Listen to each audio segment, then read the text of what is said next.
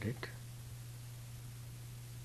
for the welfare and prosperity of the whole humanity. Shanti Hari Om Tat Sat. Peace, peace, peace be unto all.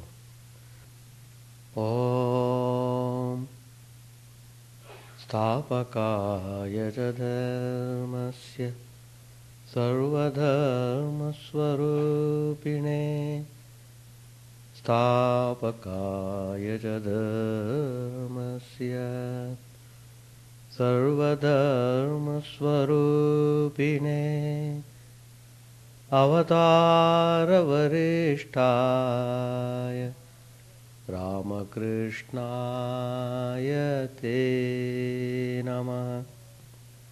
Asato ma sadgamaya tamaso ma jyotirgamaya mrityorma mritangamaya. Om Shanti Shanti Shanti. Let us offer our salutations to Sri Ramakrishna, the embodiment of all religions, the Supreme God incarnate. Let us pray to that Divine Spirit to lead us from unreal to the real, to lead us from the darkness of ignorance to the light of knowledge, to lead us from death to immortality. Peace, peace, peace be unto all. Last time, chapter 12 in the Gospel of Sri Ramakrishna is concluded, and we have started chapter 13. Sri Ramakrishna, as usual, was talking about spiritual matters, and he began to talk about how there are different types of people, groups of people who think God in different ways. But we should try to understand the spiritual ideas such a way that we should be able to practice them in our life. Sri Ramakrishna was explaining how the non-dualists think of God. That is, the people who practice Vedanta. They always dwell upon the idea, Soham, I am that Supreme Self. No doubt, the whole creation is pervaded by the Universal Spirit. From that point of view, it is true. There is nothing other than the Supreme Spirit. Everything what we see is only different manifestation of that same Supreme Self. Whatever you see, whatever is seen, whatever is not seen, whatever is there, whatever is not there, everything is nothing but manifestation of that Divine Spirit. So this ideal is generally practiced by the monks who have given up everything and who have practiced meditation so that they could disidentify themselves from body, mind, and they could penetrate deep into their heart where they could face directly the Divine Spirit. So in that final realization, they find that there is no difference between their individual self and the Supreme Self. So they are in ecstatic joy. But is it ever possible for all the people to cherish this idea when we are deeply attached to our body, when we are aware of our mind, when we are aware of our weaknesses, our faults, when we are pulled down rigorously by the tendencies we have inherited through births. When we are passing through pain and pleasure, is it ever possible to dwell upon that idea that I am that Supreme Self? So Sri Ramakrishna suggests that this is not the right attitude of the householders, because they are conscious of doing everything themselves. Every moment they are aware of, I am doing this, I am so and so, tomorrow I have to attend something, I have to accomplish something, I have to attend some meeting, I cannot come to chapel because I have to go there. So everything is secondary. So he is pulled down by the activities of his mind. The activities are initiated by himself. He wanted them, so he is at them. According to non-dualists, no doubt the self, the spirit, is unattached. Whatever we see in this world, good, bad, virtue, vice, and all sorts of things, these things undoubtedly afflict those who are totally identified with their bodies. Sri Ramakrishna explains this giving an example. Suppose you take the example of smoke. Smoke, it soils the wall, certainly, but it cannot in any way affect space. But it's always good to feel I am free. I am free. By constantly dwelling upon that idea, I am free, free we become. On the other hand, if we constantly think that we are bound, we are samsaris, we are worldly people, there is no hope for us, there is condemning ourselves constantly, we become bound to worldliness. So we have to be very careful about what we think and what we act. What is Maya, what is Daya? How we are being dragged by Maya, how we are not recognizing the greatness of Daya. What is Maya? It is attachment to relatives, attachment to things of the world. Whereas Daya is love for all created beings. Why so many people come to holy people?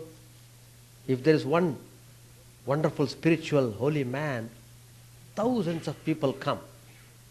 They may not be able to come near him or even talk to him, but they are just satisfied by seeing him, just satisfied by being there for a few minutes. Well, I was present there, I was happy, I could see Mahatma. How that could be possible? Because the holy man feels for everybody. He loves everyone genuinely. He is deeply concerned about everyone, about the whole creation. So we have to discriminate between Maya and Daya and practice the qualities and shape our character in such a way that we would be able to get release from the clutches of Maya. Herein comes the importance of our efforts, repeated efforts. When we do things repeatedly, then only they become samskaras. These samskaras, they become strong and powerful when we are at them constantly. Then the samskaras themselves activate the things. That is how we find people behaving in so many ways. People do all sorts of things. Why is it so? Because of the past karmas. One should admit the influence of tendencies inherited from past births and the result of the prarabdha karma. Whatever we have done, we have to reap. As long as we are in this body, we are bound by that law. But then what is the way? The holy people show the way. We need not despair. We need not be afraid of tendencies. We need not be afraid of being pulled down by coming in contact with holy people, by practicing Japan meditation, by starting spiritual life under the guidance of the able teacher. Doing these things constantly, they give proper direction to our mental tendencies. One is not cured simply by advice or rebuking. One should change the mental tendencies through the generation of spiritual force. We don't have spiritual force. We have become so weak and feeble. So we have lost all our spiritual strength, as it were. So the holy people always advise, always tell seriously about what we should do. We must pull the weeds out by the roots. Otherwise we are simply fooling ourselves and wasting the time. Weeding out, very important. If we do not realize the necessity of rooting out weeds in a garden, how can we weed out our old faults and tendencies? All these are like weeds, they must be uprooted. We must weed out, root and all. Then we can understand the real meaning of spiritual life. Till then we have not understood what is spirituality. One is sure to improve, therefore, in holy company. Whatever may be the bad samskaras, they all get corrected. But one should come constantly. It should be done regularly. As you run to your job every day morning, 8 o'clock, whatever may be the reason, rain or shine, in the same zeal you must run to holy people. Not to waste a single day. Today I have not gone. That means I have wasted my whole day. That kind of earnestness must be strongly felt to root out the bad samskaras. It is very easy for you to find out how these samskaras play about. There are two activities. One is spiritual activity. You know, at a particular time there is meditation, there is prayer, there is spiritual discourse. At the same time there is another social activity. Both of them present to you because you are trying to get yourself involved in spiritual activity. At the same time, you want to involve yourself in social activity too. Now herein comes the strength of your mind. Suppose two activities happen at the same time. What do you prefer?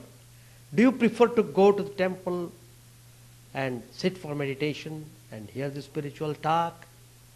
Or do you go to attend social function, have some drinks and dance and fun and come back home dead, tired, condemning yourself, condemning the world, condemning everybody, getting up in the morning exhausted totally.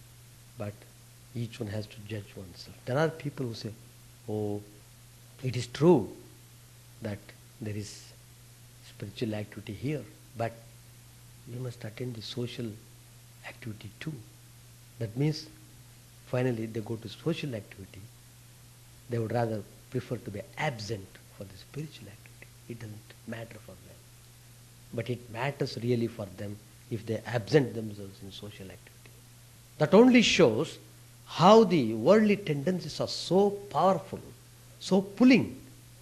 Unless you take care of uprooting those tendencies which pull you down, you cannot understand the meaning of spiritual life at all. So we are all bound by cause and effect. The whole thing, what we see, is the effect of cause and effect, result of cause and effect. There are so many ways of looking at things. One lady, she used to walk in the sleep. She is not aware because she is in sleep. But she would go every day to the cemetery, open the graves, take away the things and put them under her bed. On waking, she remembered nothing of all this. This incident was told by Vivekananda. It's not a story. It has occurred. A lady used to do like that. And there is another case, a girl who had not learned even alphabet used to deliver fine lectures in sleep. How it could happen? How do you explain this? So, a research was conducted. A research team went into the whole affair. And finally, it was found that some 10 or 12 years back, the girl has worked as a maid with a scientist who was in the habit of lecturing and reading aloud. There they discovered a relation of cause and effect. Once, a blind man bathed in the Ganges, and as a result, he was freed from his sins. But his blindness remained all the same. It was because of his evil deeds in his past birth that he had to undergo that affliction. So pleasure and pain, they are the characteristics of the embodied state.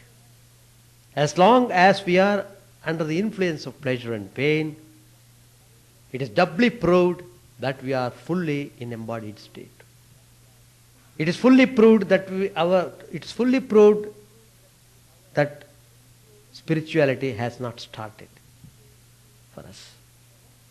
So what is the way? Sri Ramakrishna suggests how to fight these past tendencies, how to win a victory over them. Selfless work. Nishkam karma. Selfless work. That is the way to counteract the bad tendencies. Engage your mind totally in some kind of spiritual activity that will slowly improve the situation. So, how it is very important to know the glory of spirituality and the danger of worldliness. Then only it becomes easy for us to understand and practice the spiritual ideas. I shall read some passages and we shall have some question and answer. Page 276, Gospel. Master said, however much a bhakta may experience physical joy and sorrow, he always has knowledge and the treasure of divine love. This treasure never leaves him. Take the Pandava brothers, for instance. Though they suffered so many calamities, they did not lose their God consciousness even once. When you find men like them endowed with so much knowledge and devotion, where can you find men like them? Endowed with so much knowledge and devotion. Just then, Narendra and Colonel Vishwanath Upadhyaya entered the room. Narendra was then 22 years old and studying in college. They saluted the master and sat down. The master requested Narendra to sing. The tanpura hung on the west wall of the room. The devotees fixed their eyes on Narendra as he began to tune the drums. Master said to Narendra, the drums don't sound as well as before. Captain said, they are now full. Therefore they are quiet, like a vessel filled with water. Or they are like a holy man who remains silent when his heart is full of God consciousness. Master said, but what about sages like Narada? Captain said, they talked because they were moved by the sufferings of the others. Master said, you are right. After attaining Samadhi, Narada, Shukadev and others came down a few steps, as it were, to the plane of normal consciousness and broke their silence out of compassion for the sufferings of others and to help them. Narendra began to sing, oh, when will dawn for me that day of blessedness, when he who is all good, all beauty and all truth will light the innermost shrine of my heart. When shall I sink at last, ever beholding him into that ocean of delight? No sooner had the master heard a few words of the song than he went into deep samadhi. He sat with folded hands facing the east. His body was erect and his mind completely bereft of worldly consciousness. His breath had almost stopped. With unwinking eyes, he sat motionless as a picture on a canvas. His mind had dived deep into the ocean of God's beauty. Narendra left the room and went to the east veranda where Hazra was seated in a blanket with a rosary in his hand. They fell to talking. Other devotees arrived. The master came down from samadhi and looked around. He couldn't find Narendra. The Tanpura was lying on the floor. He noticed that the earnest eyes of the devotees were riveted on him. Master, referring to Narendra, said, "He has lighted the fire. Now it doesn't matter whether he stays in the room or goes out." To Captain and the other devotees, he said, "Attribute to yourself the bliss of God consciousness. Then you too will experience ineffable joy." The bliss of God consciousness always exists in you. It is only hidden by the veiling and projecting power of Maya. The veiling power of Maya hides the reality. The power of Maya creates the names and forms of the manifold universe. The less you are attached to the world, the more you love God. Captain said, "The farther you proceed toward your home in Calcutta, the farther you leave Benares behind." Again, the farther you proceed toward Benares, the farther behind you leave your home. Master said, as Radha advanced towards Krishna, she could smell more and more of the sweet fragrance of his body. The nearer you approach to God, the more you feel his love. As the river approaches the ocean, it increasingly feels the flow of the tides. The jnani experiences God consciousness within himself. It is like the upper Ganges flowing in only one direction. To him the whole universe is illusory like a dream. He is always established in the reality of self. But with the lover of God the case is different. His feeling doesn't flow in only one direction. He feels both the ebb tide and flood tide of divine emotion. He laughs and weeps and dances and sings in the ecstasy of God. The lover of God likes to sport with him. In the ocean of God consciousness, he sometimes swims, sometimes goes down, and sometimes rises to the surface like pieces of ice in the water. All love. The jnani seeks to realize Brahman. But the ideal of the bhakta is the personal God, a God endowed with omnipotence and with the six treasures. Yet Brahman and Shakti are in fact not different. That which is the blissful mother is again existence, knowledge, bliss, absolute. They are like the gem and its luster. When one speaks of the luster of the gem, one thinks of the gem. And again, when one speaks of the gem, one refers to its luster. One cannot conceive of the luster of the gem without thinking of the gem. And one cannot conceive of the gem without thinking of its luster. Existence, knowledge, bliss and absolute is one. And one only. But it is associated with different limiting adjuncts on account of the different degrees of its manifestation. That's why one finds various forms of God. The devotee sings, "O my divine mother, thou art all those, thou art all these." Wherever you see actions like creation, preservation and dissolution, there is a manifestation of Shakti. Water is water, whether it is calm or full of waves and bubbles. The Absolute alone is a primordial energy which creates, preserves and destroys. Thus it is the same captain. Whether he remains inactive or performs his worship or pays a visit to the Governor General, only we designate him by different names at different times. Captain said, "Yes, sir, that it is so." Master said, "I said those words to Keshav Sen." Captain said, "Keshav is not an orthodox Hindu. He adopts manners and customs according to his own whim. He is a well-to-do gentleman and not a holy man. Master to the other devotees said, Captain forbids me to go to see Keshav. Captain said, but sir, you act as you will. What can I do? Master said sharply, why shouldn't I go to see Keshav? You feel at ease when you go to the Governor General's house, and for money at that. According to Orthodox Hindu custom, an Englishman is a mleccha, one outside the pale of Hindu society. The touch of a mleccha pollutes a Hindu. Keshav thinks of God and chants his name. Isn't it you who are always saying that God himself has become the universe and all its living beings? Doesn't God dwell in Keshavs also? With these words, the master left the room abruptly and went into the northeast veranda. Captain and the other devotees remained, waiting for his return. M accompanied the master to the veranda, where Narendra was talking with Hazra. Sri Ramakrishna knew that Hazra always indulged in dry philosophical discussions. Hazra would say, the world is unreal, like a dream. Worship, food, offerings to the deity, and so forth are only hallucinations of the mind. The aim of spiritual life is to meditate on one's own real self. Then he would repeat, I am he. But with all that, he had a soft corner in his heart for money, material things, and people's attention. Sri Ramakrishna smiled and said to Hazra and Narendra, hello, what are you talking about?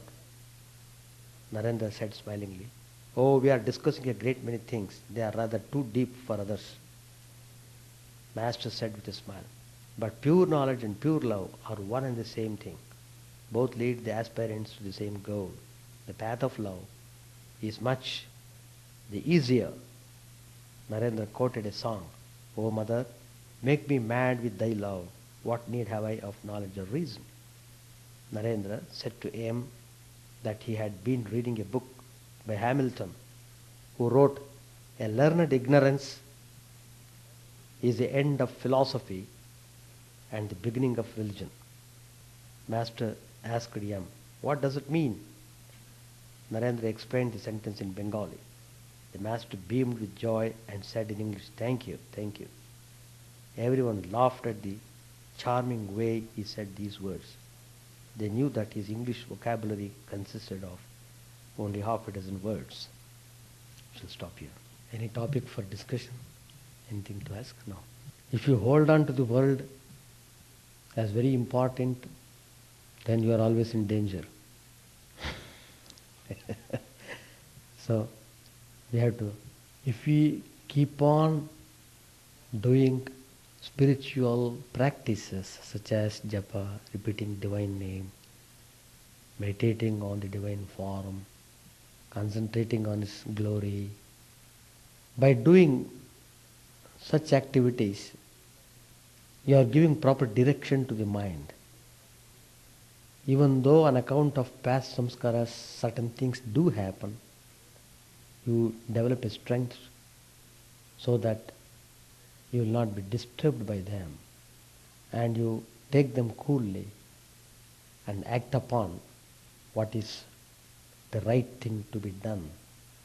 So, just you witness the things, you develop the attitude of witnessing the things that go in front of you.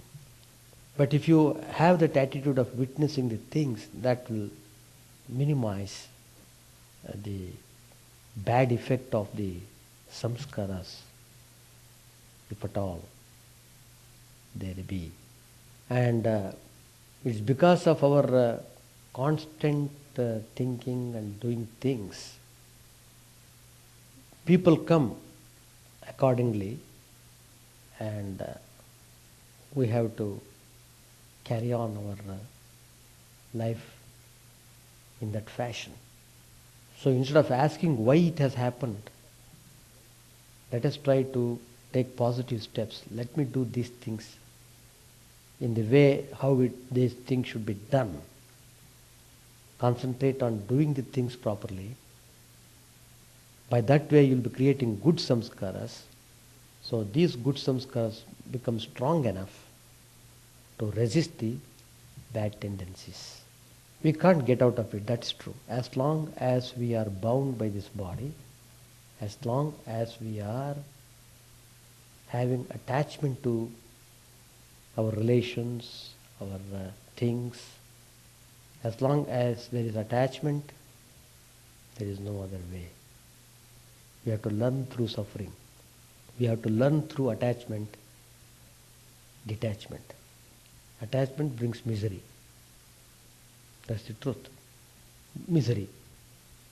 Suppose you are attached to a pet. If the pet dies for some reason, how deeply you are grieved. Suppose the pet was not there, you would not have felt that way. But how many people do have that type of mental attitude, even though they keep the pets, even though they love the pets so dearly, yet they are not attached to that. That's a high spiritual state. It is possible only if you know how to be detached. So holy association is constantly suggested. Whatever happens, happens. It doesn't ask our permission whether it to happen or not. Storm comes. Does it ask your permission? Shall I come? Like that. It comes. Storm. So many storms come. And so in the same way, in our life also, each one will have to face with so many storms. Some people are affected by angry storm, full of anger. Some people are having a lust storm, jealousy, hatred. Each one is able to devour the man completely. But they come. But if you know the signals, you see, the scientists have developed so much technology. Even if the storm comes, they know when it comes, how it comes, what is its direction, etc., etc. Accordingly, they take some steps. They may not stop the storm, but they are able to save themselves by the bad effects of the storm.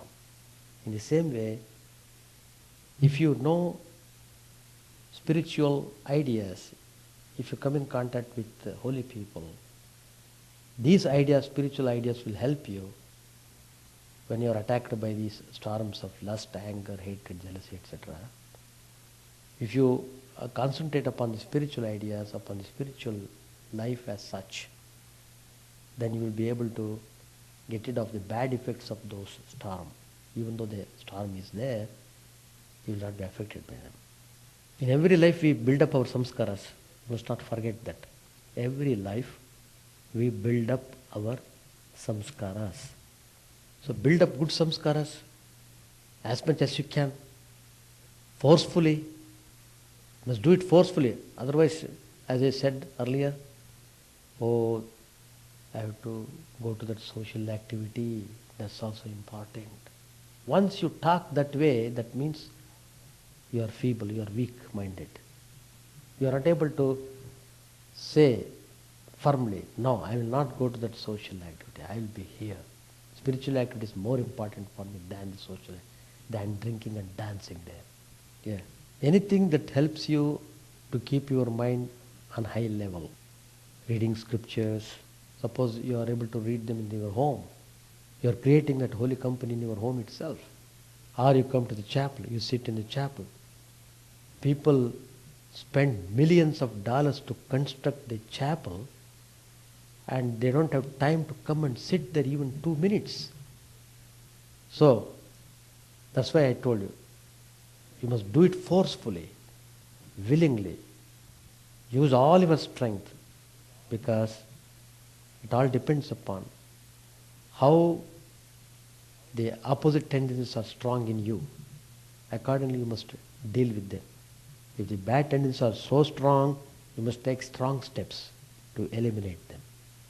But this is true, coming to chapel, and again, coming to chapel, if you indulge in other things, other than the spiritual activity, then it will have no effect upon you. But if you do it consciously, I am going to the chapel, let me use it properly, I am using this time properly. So try to use it properly, read the books, enrich spiritual knowledge, think over them, and try to discuss the matter. Even talking with holy people is also good, perfectly all right. What I mean to say is you must strengthen it in intensified way. Then it becomes your part and parcel. And that is spiritual activity. Doing consciously. Your mind should be there. I am doing Lord's service, I am doing Bhagavan's. That is selfless activity. You are doing for not with any motivation. Just for the love of God you are doing. That's very important. Selfless activity is the best way to fight the bad samskaras. Suppose you are spending here 1 hour solid. That 1 hour you are saved from so many dangers. Suppose that 1 hour if you are in nightclub, what disastrous effect it would have been upon you. Like that. Now you see, the mind has got so many types of opposite forces. Sometimes they come and they force you to do certain things. Why it happens? Because of the tendencies. So, first of all, you must become aware of the tendencies that are working in your mind. That's first stage. You must become aware of them. Sometimes we are not aware of them. And it is not necessary that you must become aware of them and then you must fight them out. It's not necessary. Even without anticipating them, you take positive steps to improve your character, to improve your life, to base your life on spiritual foundations. So, by that way, mind is constantly dwelled upon the spiritual ideas. By that way, these forces become strong and they would counteract the other forces which are causing pain and all sorts of restlessness in the mind. What I mean to say is that you must initiate spiritual activities to such an extent, your love towards spirituality must be more than towards the world. That is the way of judgment we should have. But there are so many things we have to fight out in our life. So spirituality is understood only when you practice it. Of course, when you develop spiritually, you become aware of so many things. You become aware of so many things, no doubt. Why it happens? What is it that makes things happen? It is your samskaras. Why the same things do not happen to the other person? Why it should happen to you only? Why it is not happening to other man?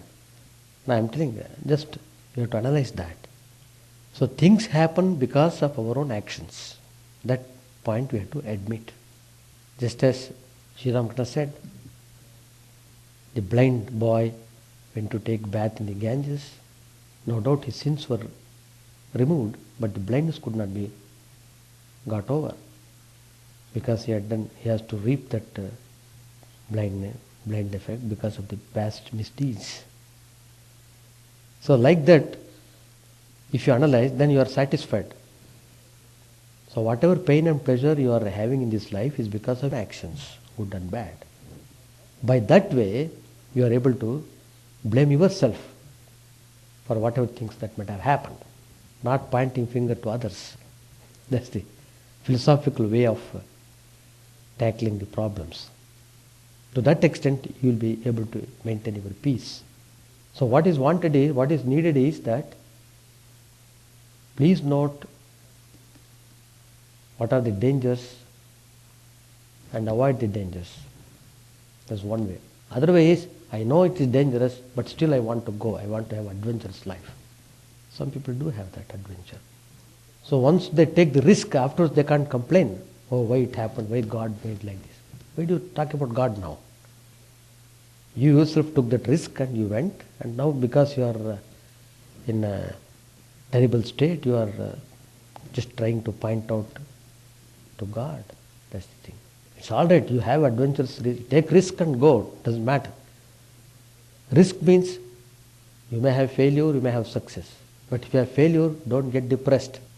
That's it. So worldly life is like that. Now it looks like that, but see, the divine power has got its own method of punishing the people. The person who punishes you or gives you reward is in your own self. At some point of time, the person comes into certain state of experience where he feels terrible pain because of terrible action which he committed previously. It's all related to the mind. Yes?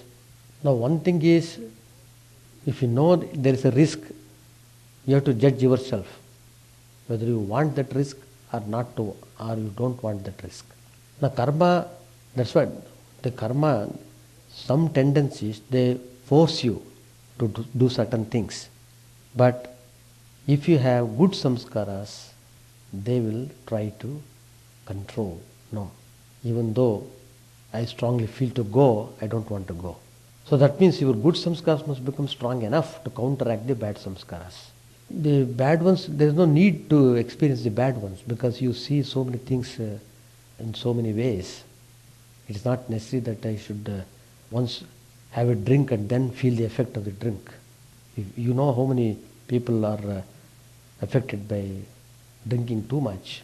It is not necessary that I should have experience of that drink and then I should be able to control it. There are so many ways of avoiding the things. If you want to experience, you have it. But then you must also have to pass through the effect of that risk also. Because you wanted that risk, you had that risk, you had that effect of the risk also. Always try to strengthen your good samskaras. So that means anything that tells you, because always mind projects two ideas, but you must develop that faculty to judge yourself what is good and what is bad. But even judgment also, sometimes you may, with good intention, you may judge badly, but doesn't matter. But you have learnt, at least you could think and act upon. The thinking process must be initiated. That is possible only by your constant association with holy people, by constantly reading lives and teachings of Mahatmas, great people, and trying to practice them in your life as much as you can, sincerely. By that way, you will be able to make strong and create good samskaras. As soon as you create samskaras, immediately they won't become strong. They become strong only when you do them intensified way. They do become strong in the course of time. That rooting out the weeds also very important. Creating good samskaras and uprooting the bad ones must be done simultaneously. Not one after the other.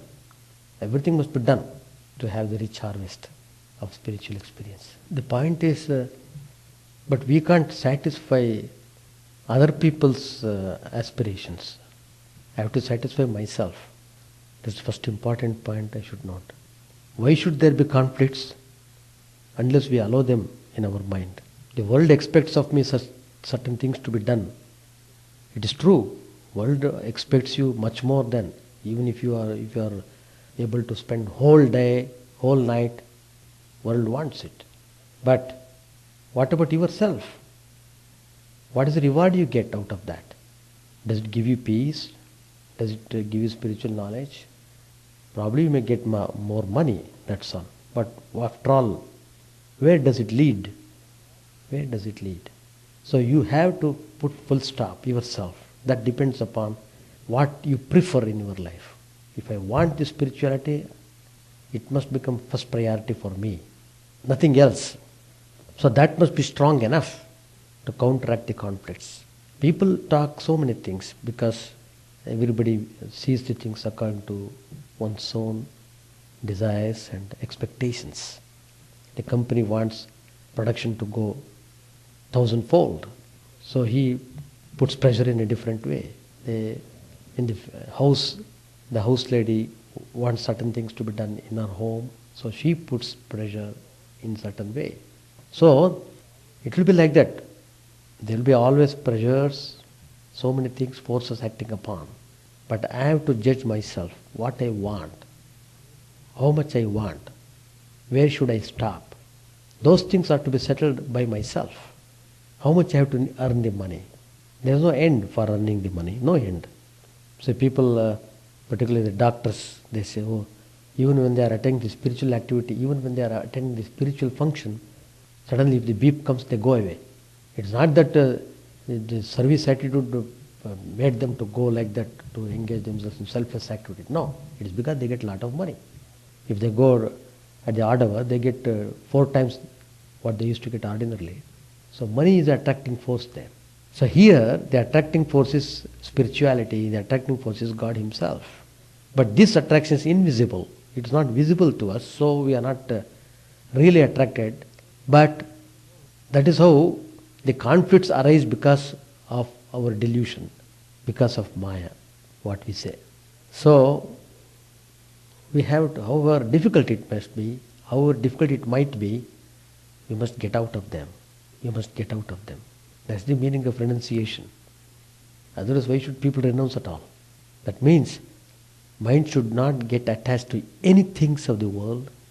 If at all it is to be attached, let it be attached to God only, or the spiritual entity, the divine spirit, whatever you may call, or personal God, whatever God you may worship.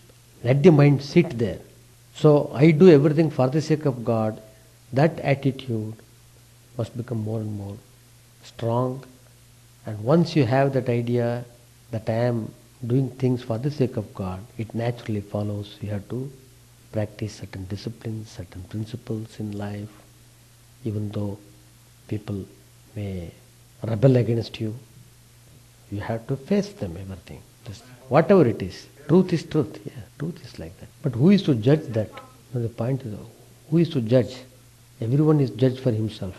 See, suppose a man says, I love God. At least he is able to dwell on that idea at least for a minute. To that extent he is better. You must take that way. I know. It's not so easy. See, I want to be very good, but mere desiring to be good will not make you good. But it's a first step only. You have to take so many things to make it possible. Even to know your defects is a great thing. To know, Swamiji, I am full of jealousy. So some people, they admit that. I have seen people admitting that. That's a great beginning. At least he has understood his fault. It may be difficult for him to get over, that's true, but it is possible to get over that. Yeah. Conflicts come because our mind wants so many things, and mind, it takes cover under so many excuses. That's all. To feel myself satisfied, I give so many reasons. But if you have to analyze properly and put them straight, then you will understand where exactly we are. You see, there was a family who had a big house, palatial building. So maintenance itself will take a lot of money, thousands of dollars every month, just for maintaining the building. But after the stage came, why do we need such a big building? What is the need for that? Why should we have to spend so much of money? That means so much of money you have to earn. After all, what does it give to us? So why not we have a small apartment, neat and clean, having less maintenance and less expenditure? So to decide that way, it requires a lot of thinking and lot of application and lot of determination. So if you increase your wants, you have to spend more time to earn money. In fact, Sri Ramakrishna used to tell, while praying, O Lord, make my duties fewer and fewer so that my mind comes to you more and more. Let me think of you more instead of thinking the world all the more. So that's why Sri Ramakrishna has said that. But even little time also we are not unable to give properly to spiritual ideas. It's too difficult for us even to do that. You want a question? Any question to ask? All right, we shall stop. Chant the name of the Lord and His glory unceasingly, that the mirror of the heart may be wiped clean and quenched that mighty forest fire, worldly lust, raging furiously within. O name, stream down in moonlight on the lotus heart, opening its cup to knowledge of thyself. O self, drowned deep in the waves of His bliss, tasting His nectar at every step, bathing in His name that baths for weary souls. Various are thy names, O Lord, in each and every name thy power resides. no times are set, no rites are needful for chanting of thy name. So vast is thy mercy, how huge then is my wretchedness, who find in this empty life and heart no devotion to thy name. O my mind, be humbler than a blade of grass, be patient and forbearing like a tree, take no honor to thyself, give honor to all, chant unceasingly the name of the Lord. O Lord and Soul of the universe, mine is no prayer for wealth or retinue, the playthings of lust or the toys of fame. As many times as I may be reborn, grant me, O Lord, a steadfast love for thee. A drowning man in this world's fearful ocean, he is thy servant, O sweet one. In thy mercy, consider him as dust beneath thy feet. Ah, how I long for the day when an instant's separation from thee, O Lord, will be as 1,000 years, when my heart burns away with its desire, and the world without thee is a heartless void. Prostrate at thy feet let me be, in unwavering devotion, neither imploring the embrace of thine arms, nor bewailing the withdrawal of thy presence, though it tears my soul asunder.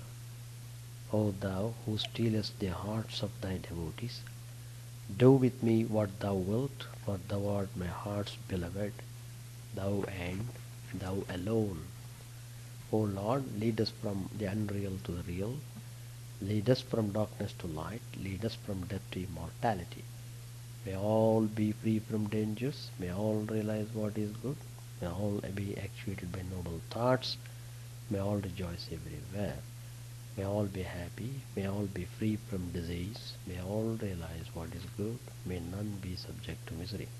May the wicked become virtuous, may the virtuous attain tranquility, may the tranquil be free from bonds, may the freed make others free. May good betide all people, may the sovereign righteously rule the earth, may all beings ever attain what is good, may the worlds be prosperous and happy, may the clouds pour rain in time, may the earth be blessed with crops, may all countries be free from calamity, may holy men live without fear. May the Lord, the destroyer of sins, the presiding deity of all sacred works be satisfied.